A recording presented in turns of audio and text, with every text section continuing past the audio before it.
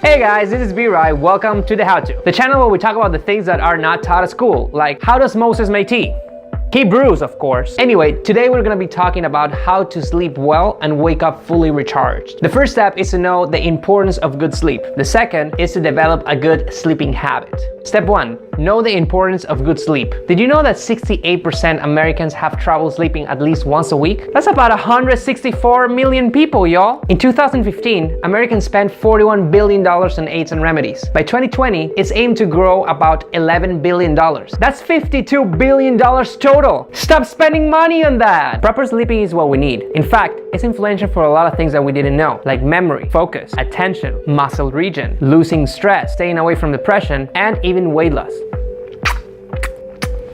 Yeah, I sleep well. In a study, researchers of the University of Chicago have found that people who are well rested tend to lose 56% more body fat than those who are sleep deprived. Those who are sleep deprived tend to lose the same amount of weight, but they lose it in muscle mass instead. Step number 2, develop a good sleeping habit. Different people need different sleeping times. If you feel like you're taking more than 30 minutes or you're waking up repeatedly during the night, maybe you need to cut down on 15-minute periods on your sleeping time. It's better to have a smaller sleeping period that have a big broken up shallow sleep. There's several things that a lot of people do, including my old self, that will affect the capacity of getting a great night's sleep. We've compiled the most influential ones, such as power down the blue lights 2 or 3 hours before sleep. What do I mean by blue light? Simple. The light on your cell phone, on your TV, any device that produces blue light needs to be taken out 2 or 3 hours before sleep. The reason is because the blue light actually affects your brain and the creation of melatonin, which is the hormone that affects your sleeping cycles. Caffeine can stay in your system up to 6 hours after you've consumed it. A lot of people don't know it, but even though it won't prevent you from falling asleep, it will actually hinder your capacity for sleep. So beware of any hidden caffeine, pills, read your labels, and know exactly what goes in your system. Don't eat heavy meals at night. If you eat heavy, it will affect the capacity of getting a good night's sleep. Don't go out and eat 10 tamales. That's my job. Hey Manuel, sálvame un tamal! And don't drink liquids before bed. You don't want to get up and have to do that in the middle of the night. And also, steer away from alcohol. While it makes you sleep deeper and faster, it actually affects your rapid eye movement, more commonly known as REM, which is the last of the sleeping cycles from your sleeping patterns, and it will affect the region of your brain used for learning. And set up a quiet environment. While things like a faucet, a dog, nearby traffic may not actually stop you from sleeping, it will affect your quality of sleep. Close the window, get a noise cancelling machine, get earplugs.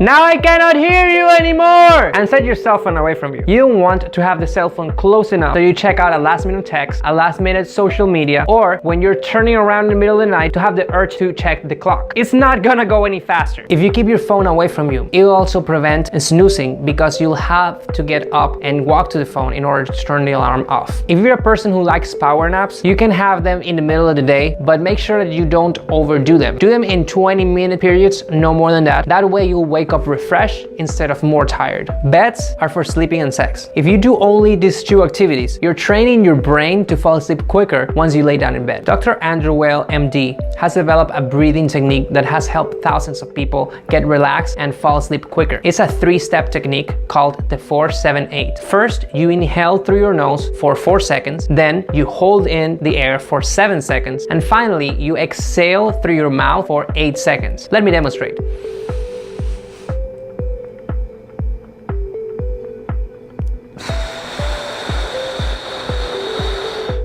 That's it. Do that, repeat it for 4 cycles, and you'll feel more relaxed right away. All right, quick recap, guys. Step number 1, know the importance of good sleep. Remember why it's important to sleep well consistently, and remember that it does affect almost every area of your life. Step number 2, develop good sleeping habits. Remember the most influential things and do use the 4-7-8 technique. Well, guys, that is everything for this week. If you have any comments, questions, or suggestions, please do so in the section below. We'll be reading every comment, and we'll be posting new content every Monday. If you like the content, please share and subscribe. If we do so, I'll make sure that I write a joke for next week. Once again, this is B-Rai from The How To. Have a nice week.